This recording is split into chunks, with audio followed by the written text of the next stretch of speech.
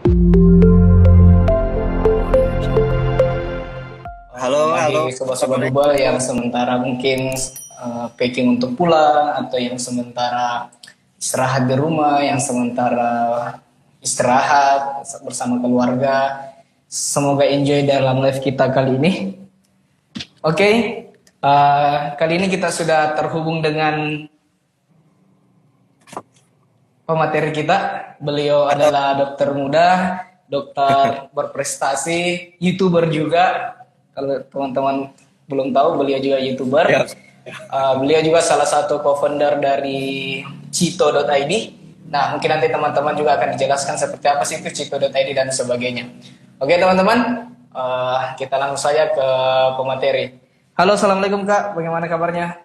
Waalaikumsalam warahmatullahi wabarakatuh. Selamat sore. Siapa nama panggilannya, Malik ya? Malik dok, Malik. Oke. Suaranya kedengaran ya? Kedengaran? Halo? Suaranya kedengaran ya? Suara saya? Kedengaran sih Kak? Oke, siap. Oke, jadi sebelumnya minta maaf buat tim Bubble. Kedengaran sih. Jadi sebelumnya minta maaf Betul, karena Kak. harusnya jadwal untuk live Bubble Talk-nya itu minggu lalu. Tapi karena ada agenda dadakan, jadi harus terpending ke minggu ini. Dan sekali lagi mohon maaf juga karena ini settingannya saya lagi di mobil karena masih di parkiran rumah sakit, baru banget pulang dinas. Jadi situasi dari dalam mobil, takutnya kalau ke rumah dulu tidak dapat dan tidak sesuai dengan jadwal. Jadi mungkin sebelumnya saya perkenalkan diri dulu, mungkin sudah dikasih pendahuluan sama Mas. Siap. Saya Dr. Muhammad Dwi Wahyu, tapi lebih sering dipanggil Didit. Boleh Kak, silakan. Ya, nama panggilannya Didit. Kesibukan sekarang saat ini sudah masuk di rumah sakit. Ini itu ya mengurus kegiatan bisnis dan lain-lain. Dibagi waktunya urus juga Cito Indonesia atau apa. Bagaimana kabarnya dok? Sehat?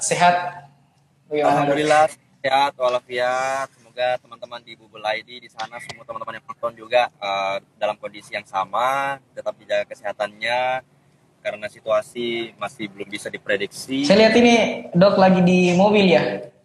Iya, jadi saya baru banget keluar dari rumah sakit tempat dinas. Saya takutnya kalau mau pulang dulu ke rumah, takutnya nggak keburu atau justru nggak fokus. Jadi tadi saya cek sinyal di sini jaringan bagus.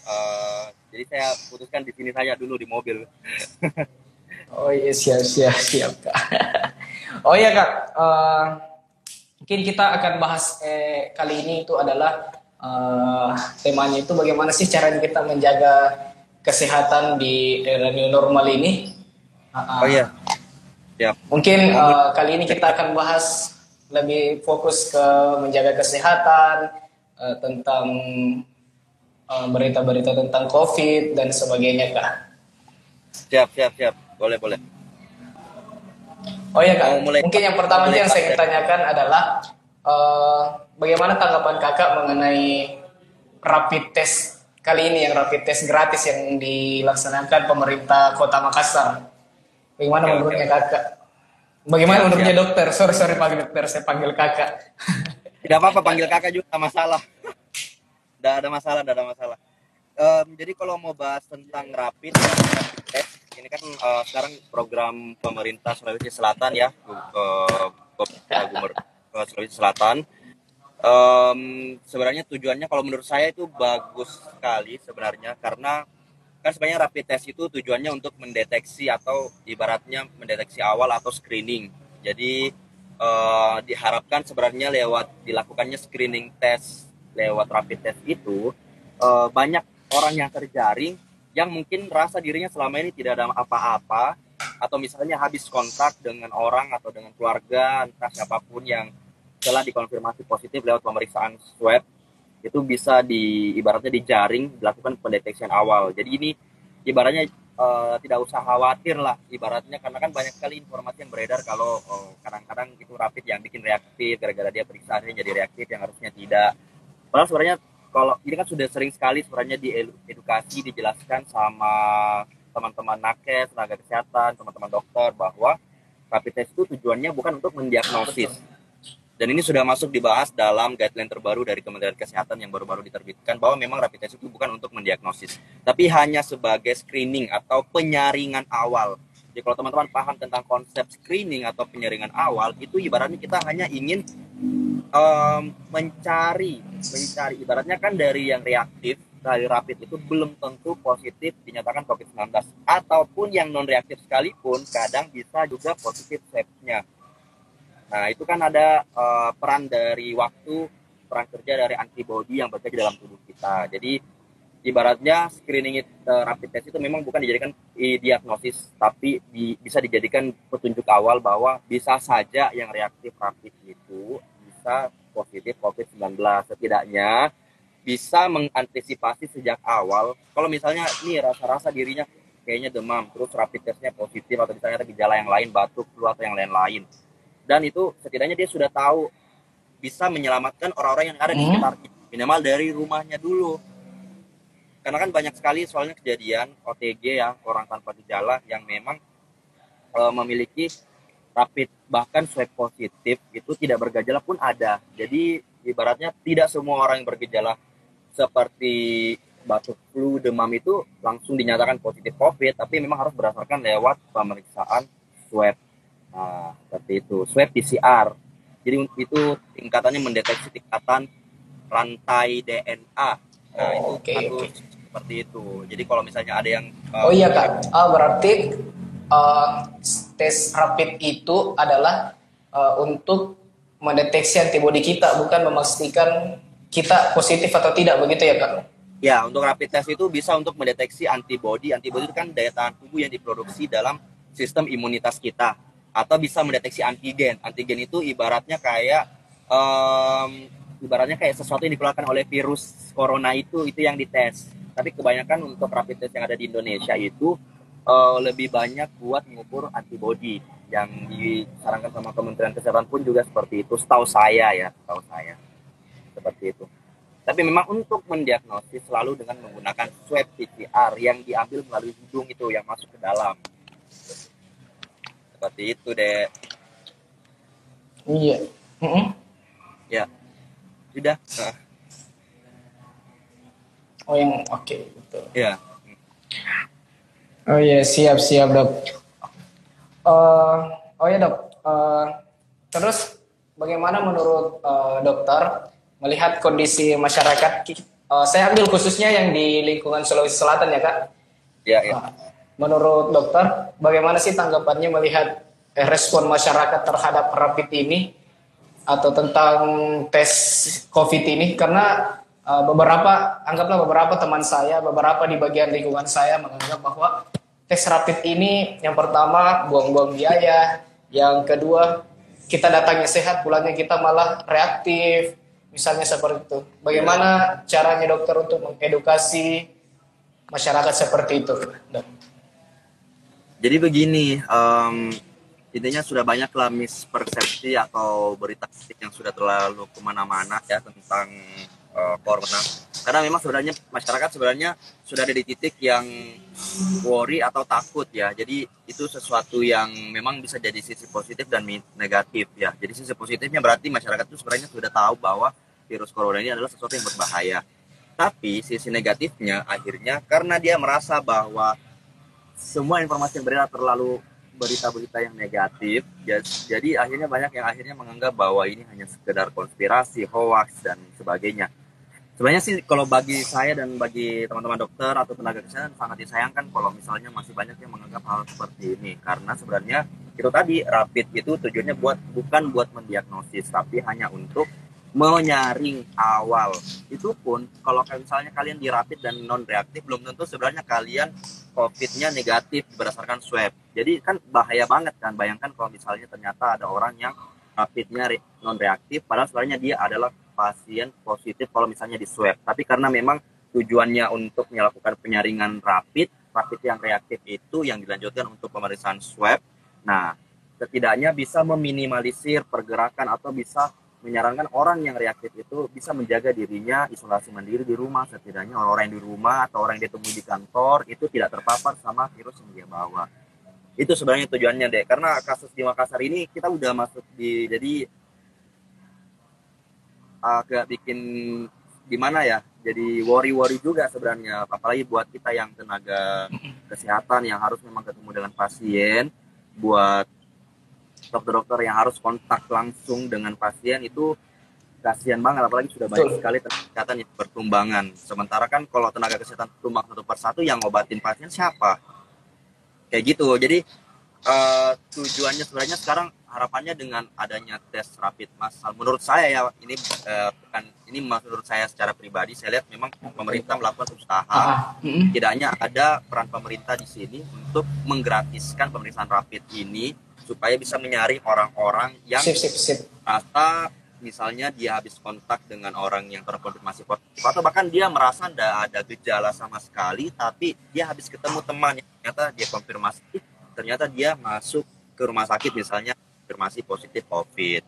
Seperti itu deh. Oh iya kak, tadi menurut kakak kan tadi dari pembahasannya kakak itu kalau sekarang itu banyak sih yang termakan oleh media, termakan oleh hoax-hoax yang mengatakan bahwa COVID itu begini, COVID itu menakutkan, COVID tes rapid itu menakutkan, begini dan sebagainya.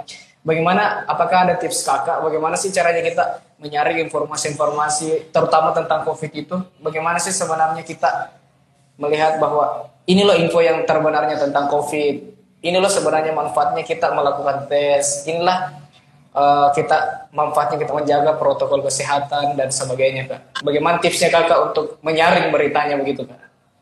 Oke, kalau misalnya masalah menyaring berita itu sudah pernah saya sampaikan juga, waktu itu sempat interview dengan RRI. Jadi kalau misalnya tentang menyaring berita, cara yang paling simple dan mudah yang bisa dilakukan sama teman-teman yang di rumah adalah lihat referensinya terlebih dahulu.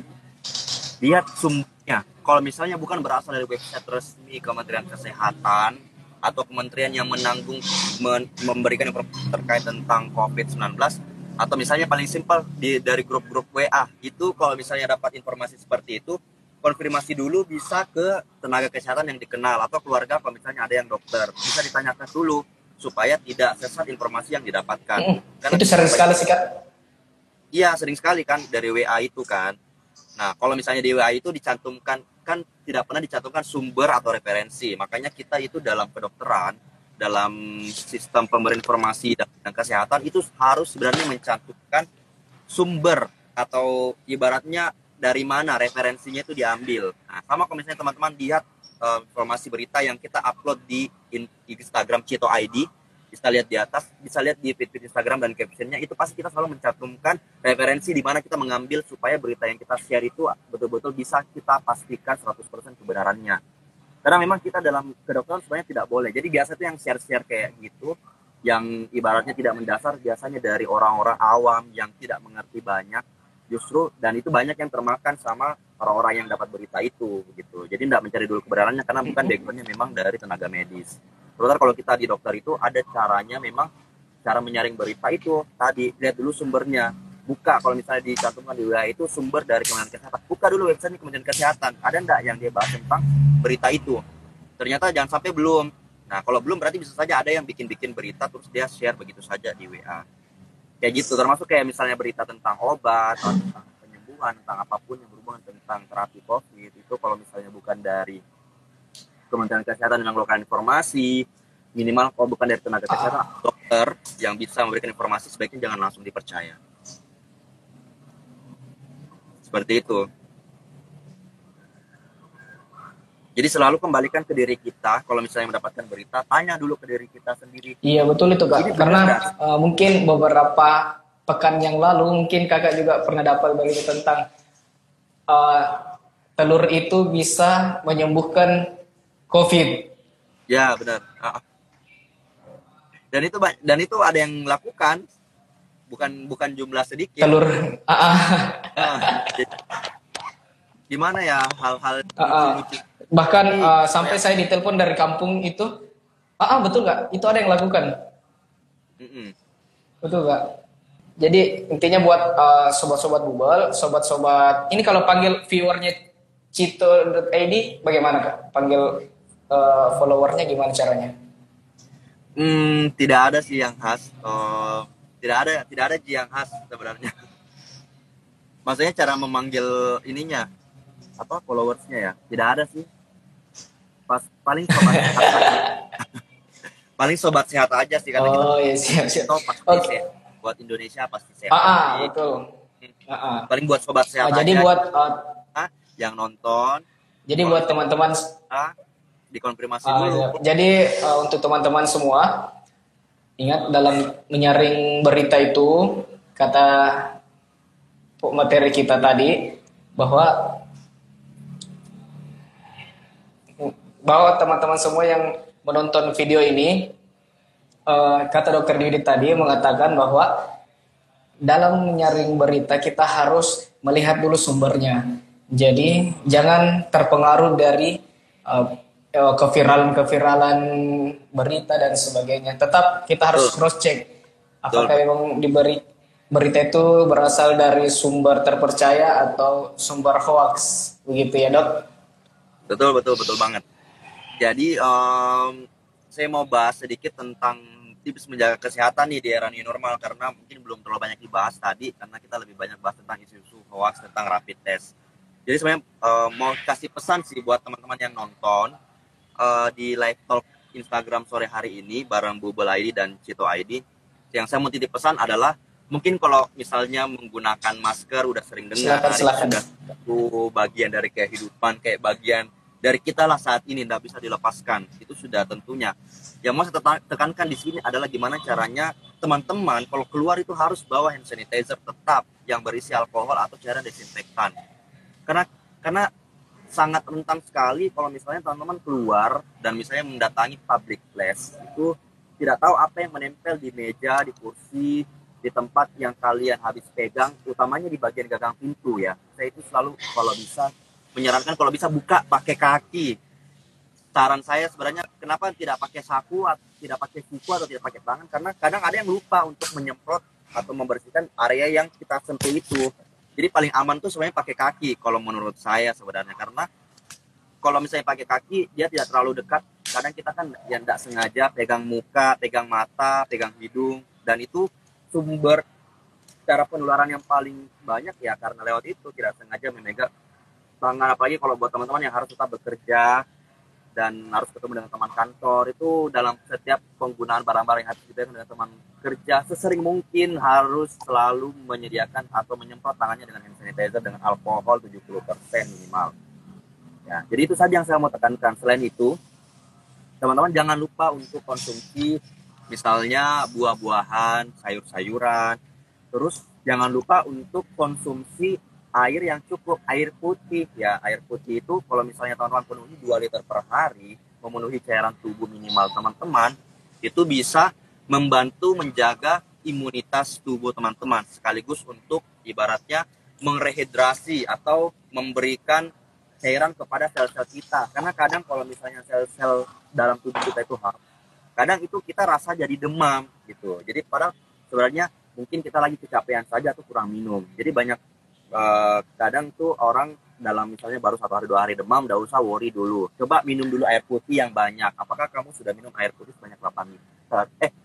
Sebanyak 2 liter per hari itu setara dengan 8 gelas ya. Itu bisa diukur. Kalau misalnya teman-teman penuhi itu kebutuhan minimal untuk air minum, insya Allah buat ibaratnya kebutuhan cairannya dehidrasi tubuh untuk sel-selnya teman-teman tidak rasa demam-demam atau misalnya sangat kecapean, insya Allah tidak bisa seperti itu ya. Selain diseimbangkan lagi lewat makan makanan yang bergizi seperti vitamin cukup atau misalnya makan sayur-sayuran, buah-buahan. Kalau misalnya teman-teman ragu apakah sudah cukup ya mungkin bisa saya sarankan minumlah suplemen minimal yang ada vitamin C-nya, tapi jangan berlebihan. Vitamin C itu yang hanya 500 mg saja, jangan yang sampai lebih dari 1000 mg kalau misalnya teman-teman tidak rasa sakit. Karena kalau misalnya harus konsumsi vitamin C, kalau misalnya teman-teman saja dalam waktu yang tidak minum vitamin C itu butuh waktu minum air sebanyak 2 liter. Kalau teman-teman menambahkan konsumsi vitamin C itu harus ditambah lagi minum air putihnya bahkan lebih dari 2 liter, bisa sampai 2,5 bahkan 3 liter. Nah, karena kenapa itu bisa menjadi pengendapan di saluran kencing, itu yang kadang bikin akhirnya jadi batu ginjal. tidak ada kan yang mau akhirnya jadi gagal ginjal di waktu usia muda gara-gara konsumsi vitamin C yang berlebihan. Kita kan tujuannya untuk menghindari corona, tapi kita jangan lupa mengabaikan hal-hal yang berpotensi memicu penyakit lain akhirnya timbul. Seperti itu mungkin. Sama olahraga. Olahraga ini menjadi dilema sebenarnya. Olahraga untuk menjaga kesehatan sebenarnya memang benar, tapi ada Betul, Kak. Betul. maksudnya olahraga itu kan situasi sekarang di Makassar kita Olahraga. ya. Jadi memang kalau bisa tetap dijaga betul-betul. Kalau memang olahraga yang bisa lakukan di rumah lebih bagus di rumah. Nah, jangan terlalu di tempat keramaian. Misalnya harus jogging di Karebosi kayaknya terlalu riskan ya. Jadi lebih saya sarankan untuk lakukan misalnya jogging di area sekitar rumah saja. Kalau misalnya teman-teman tinggal di area kompleks itu lebih bagus.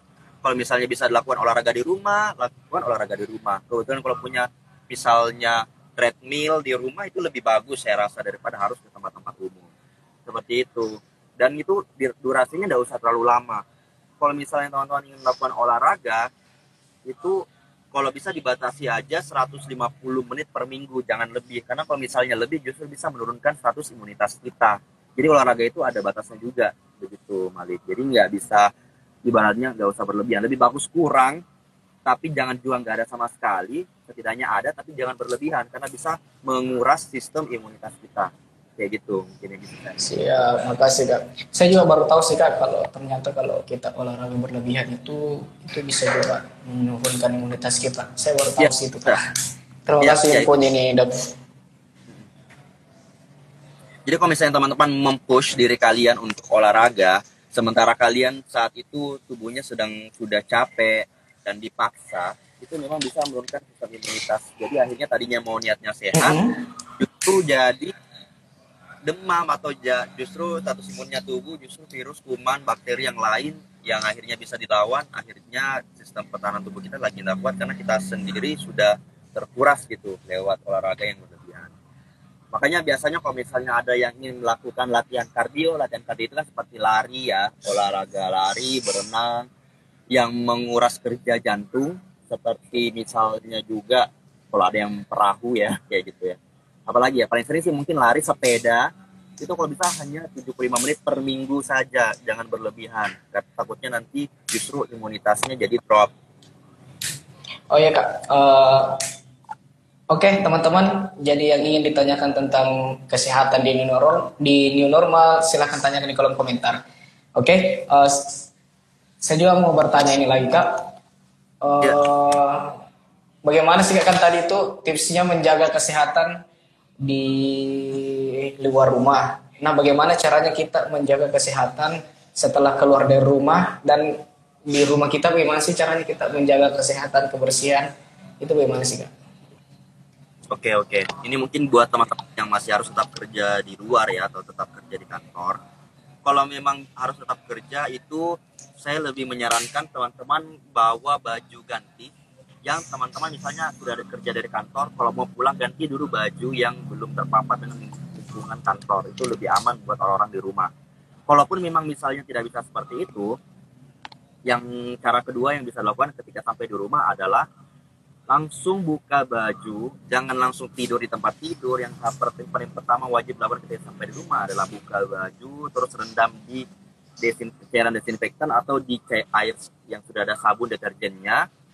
Kemudian langsung mandi, sampo, cuci muka, itu memang sudah menjadi kebiasaan. Jadi jangan hemat-hemat sampo. Kalau misalnya ada yang bilang samponya jangan sering-sering nanti rontok rambutnya, bukan masalah itunya, masalahnya kita tidak tahu apa yang melengket di rambut, muka, di baju kita, jangan sampai membahayakan orang-orang di rumah kita.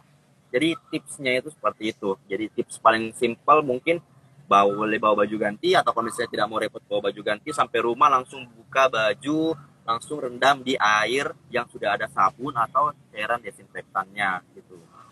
Terus langsung mandi. Setelah itu lakukan kebiasaan seperti biasa. Kalau sudah mandi, insya Allah sudah bisa, sudah aman. Oke Kak. Terima kasih kalau sudah dijawab tadi pertanyaan tentang bagaimana sih menjaga kesehatan mulai di luar rumah, di dalam rumah, dan sebagainya. Oh ya, saya lihat ada pertanyaan dari viewer ini Kak, dari Sobat Google. Ini dari Ding Nasaruddin bertanya, pakai face shield tanpa masker aman nggak sih dok? Bisa dijawab Ah, dok? Silakan. oke. Kalau setahu saya ya, justru lebih bagus teman-teman menggunakan masker. Karena kenapa? Kalau face shield itu tidak ada penyaring yang langsung menempel ke hidung dan area mulut. Jadi misalnya kalian pakai face shield gitu, udara kan tetap bisa masuk tuh dari bawah dengan bebas tanpa ada penyaring. Jadi lebih tidak aman sebenarnya kalau misalnya hanya pakai face shield terus tidak pakai masker. Lebih bagus pakai masker tapi tidak pakai face shield. Karena masker itu langsung menempel di hidung dan mulut dan langsung menyaring udara yang masuk gitu. Kalau saya gitu. Oke, Kak. Makasih nih jawabannya Kak. Oke, untuk tadi yang telah bertanya dari Dings Nasarudin itu semoga pertanyaannya terjawab. Jadi kalau mau menggunakan face shield tetap gunakan masker juga karena masker bisa menyaring udara, kata si dokter tadi, bukan kata saya. Karena saya tidak tahu apa-apa tentang kesehatan.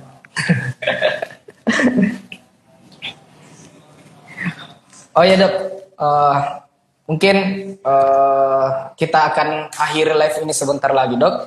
Jadi kalau kami minta tolong kepada dokter, mungkin ada saran atau tips atau semangat dari dokter untuk penonton kita hari ini untuk bagaimana sih tetap produktif, tetap semangat, tidak parno terhadap pandemi kali ini.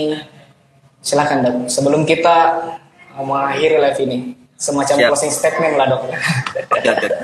Jadi mungkin tips saya buat teman-teman yang nonton, tolong kalau misalnya harus keluar itu tetap menggunakan masker, hand sanitizer itu tolong wajib. Tolong jangan ada yang bilang yang tolong hand sanitizer kemana-mana adalah orang yang lebay. Please, ini COVID udah nggak main-main banget gitu, udah tidak santuy sekali. Jadi kita yang betul-betul harus menjaga diri kita, karena bukan buat hanya diri kita sendiri yang kita jaga, tapi ada keluarga kita di rumah yang kita bahayakan kalau kita sifatnya skeptis terhadap virus corona ini. Kemudian teman-teman takut boleh, karena memang virus ini nyata. Itu yang bisa saya pastikan. Virus ini bukan main-main. Virus ini nyata. Tapi tipsnya adalah kalau misalnya kalian mau keluar rumah, itu pastikan kalian sudah minum air putih yang cukup. Kalian juga bisa konsumsi misalnya minuman-minuman herbal gitu ya, seperti temulawak, jahe, kunyit, laos, serai. Itu kalian rebus, terus kalian minum setiap mau pergi dan mau pulang. Itu insya Allah bisa membantu juga meningkatkan imunitas kita. Karena memang di dalam kandungan dari herbal-herbal yang dimiliki di Indonesia ini, rempah-rempahnya memang mengandung antioksidan yang bisa membantu juga melawan virus ataupun bakteri. Insya Allah kalau misalnya daya tahan tubuh teman-teman ready atau dalam posisi yang kuat, insya Allah kalaupun ada nanti terpapar virus, itu virusnya tidak akan menjadi berkembang, bahkan tidak perlu jadi positif gitu. Nah, jadi yang penting gimana caranya bisa menjaga kesehatan, kemudian minum madu juga dicampur dengan air hangat itu bisa, karena berdasarkan penelitian itu madu memang bisa memperbaiki epitel atau saluran pernapasan kita. Jadi kalian minum air putih, minum madu, makan buah dan makan sayur yang cukup. Kalau tidak sempat misalnya ya minum suplemen yang ada vitamin C-nya boleh, atau yang ada multivitaminnya, vitamin A, vitamin B, semua, zinc dan lain-lain. Karena memang itu semua bisa berguna banget buat daya tahan tubuh kita. Insya Allah kalau misalnya teman-teman menjaga diri kebersihan kalian, rajin cuci tangan itu nggak usah ditanyakan. Sampai kering tangan, sampai pecah-pecah, nggak usah dipikir. Mending tangan-tangan kulit-kulit kita yang pecah daripada nanti kita akhirnya jadi terpapar corona, nauzubillah min dzalik. Nah, kalau misalnya teman-teman sudah menjaga semua itu, menggunakan masker, lebih bagus lagi pakai face shield, di double, terus kalau misalnya beraktivitas selalu pakai hand sanitizer, semprot terus. Intinya bukan hanya ini, ibaratnya sudah bukan main-main. Jadi tidak usah merasa bahwa kalian terlalu berlebihan dalam menjaga diri kalian. Jangan berpikir seperti itu. Memang kita sekarang mau lepas. Gimana caranya kita sabar melalui situasi ini. Kalau nggak urgent banget harus olahraga dengan kumpul bareng-bareng teman. Lakukanlah olahraga yang bisa dilakukan di rumah gitu. Karena semakin sering keluar, semakin sering ketemu orang, tentunya kemungkinan untuk terpapar corona ini semakin besar juga gitu. Ini itu saja yang bisa saya sampaikan. Semoga bisa menjaga kesehatannya selama di rumah dan bisa selalu produktif dan jaga kualitas tidur. Jadi menjaga durasi tidur kalau bisa 7-8 jam. Oke dok, terima kasih dok. Oh ya dok, ini satu lagi ya dok, pertanyaan. Boleh. Mungkin jawabnya disingkat saya dok. Ini pertanyaan dari Yusril _ Asrul, katanya kalau olahraga di luar pakai masker nggak dok? Terus disambung lagi, soalnya kalau lagi jogging susah napas kalau pakai masker. Nah, gimana sih dok? Gimana? Nah, kalau misalnya pakai masker dan olahraga, memang kalau dari WHO sendiri kan memang tidak menyarankan buat pakai masker karena memang bisa mengurangi frekuensi itu oksigen yang masuk yang kita hirup, dan itu resikonya justru lebih buruk kalau misalnya teman-teman olahraga dan tidak memakai masker. Cuman yang bisa saya sarankan di sini adalah situasi di Makassar saat ini zona hitam. Jadi kalau bisa menghindari dulu tempat-tempat keramaian. Kalau misalnya olahraganya bisa dilakukan di rumah aja olahraganya. Karena banyak sekali olahraga yang bisa dilakukan di rumah. Seperti misalnya push up, sit up, kemudian naik turun tangga, ataupun gerakan-gerakan yang bisa dilihat sendiri kok. Di YouTube banyak kok olahraga yang bisa dilakukan di rumah. Jadi nggak harus kok di luar. Kalau misalnya harus jogging, boleh memang lebih bagus tidak pakai masker karena itu bisa jadi sesak napas karena kalau kurang oksigen. Tapi kalau bisa di area sekitar rumah yang teman-teman jamin tidak terlalu terpapar sama orang luar. Kayak gitu mungkin. Siap. Oke, terima kasih dok waktunya, kesempatannya untuk kita reschedule ulang agenda kita kali ini, dan alhamdulillah kali ini kita bisa realisasikan apa yang kita rencanakan di awal-awal. Terima kasih kak. Semoga kakak sampai di rumah dengan selamat dan teman-teman semua senantiasa diberi kesehatan dan dilindungi dari pandemi ini, dan semua kita senantiasa di bawah lindungan Tuhan Yang Maha Esa. Ya, amin. Oke kak. Oh ya, buat teman-teman juga jangan lupa follow Instagram cito.id. Jadi untuk teman-teman yang mau tahu tentang info-info kesehatan, bagaimana menjaga kesehatan, silahkan lihat di cito.id. Jangan lupa juga follow Instagramnya pemateri. Saya juga kurang tahu sih namanya siapa. Oke kak, terima kasih kak. Semoga selamat sampai tujuan. Assalamualaikum warahmatullahi wabarakatuh kak. Ya, waalaikumsalam warahmatullahi wabarakatuh. Dok Didit.